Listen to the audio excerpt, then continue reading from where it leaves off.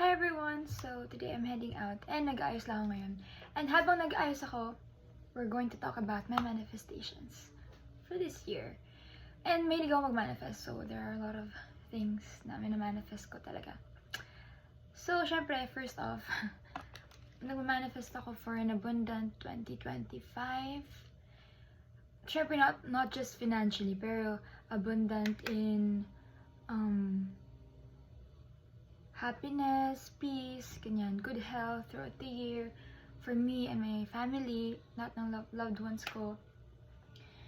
And, ano pa ba? I'm manifesting for equality sa lahat ng taong lumalaban ng patas.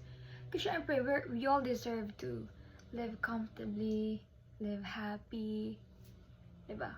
Kasi lahat naman tayo, we're here trying to survive, working hard for our families, for ourselves.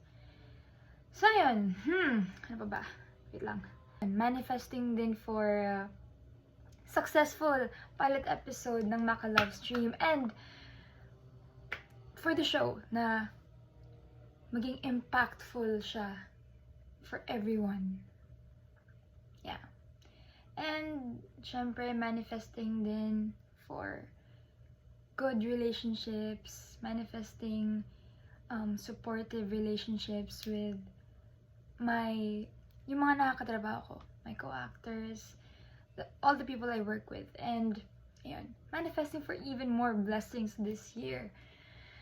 Because, yeah, months na, I mean, it's halfway 2025, and yeah, manifesting pa rin ako na marami pang mas magandang mangyari. Not just sa akin, sa pamilya ko rin, and with all the people in the world.